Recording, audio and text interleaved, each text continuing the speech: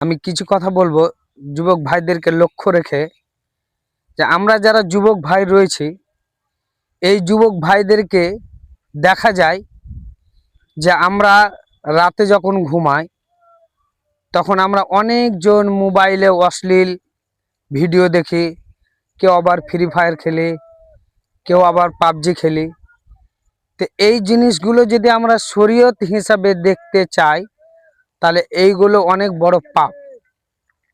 তারপরে আমাদেরকে একটা ভাবতে হবে, আমরা যারা মুসলিম রয়েছি, যে আমরা এই মোবাইল দেখছি, দেখার পরে যদি আল্লাহ যদি রাতে মৃত্যু নিয়ে নেয় তাহলে সকালে আমরা উঠলে আমাদের সকাল, না উঠলে আমাদের পরকাল।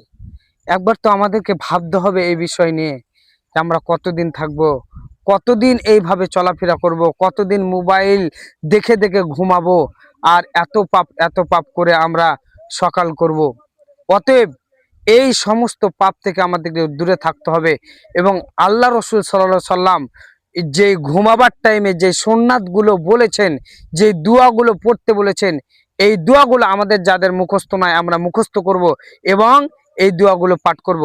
যেমন আল্লাহ রসুল সাল্লাল্লাহু সাল্লাম একটি হাদিস বলেছেন, যে ব্যক্তি সূরা মুলক পড়বে, এই মুলক পড়ার পরে রাতে যে ব্যক্তি সূরা মুলক পড়বে, মুলক পড়ার পরে যদি রাতে ঘুমিয়ে যায়, তারপরে মৃত্যু হয়ে যায়, ওনার কবরে শাস্তি হবে না, ওনার কবরে শাস্তি হবে না। এটা আল্লাহ রসুল সাল্লাল্লাহু আলাইহি সাল্লাম বলেছেন। আর যে ব্যক্তি মোবাইল দেখে ঘুমাবে, তারপরে যদি রাতে যদি মৃত্যু হয়ে যায়, আল্লাহ রাব্বুল আলামিন তার উপরে যদি নারাজ হয়ে থাকেন, তাহলে আল্লাহ রাব্বুল আলামিন ওনাকে হয়তো রেগে গিয়ে জাহান্নামে দিতে পারেন।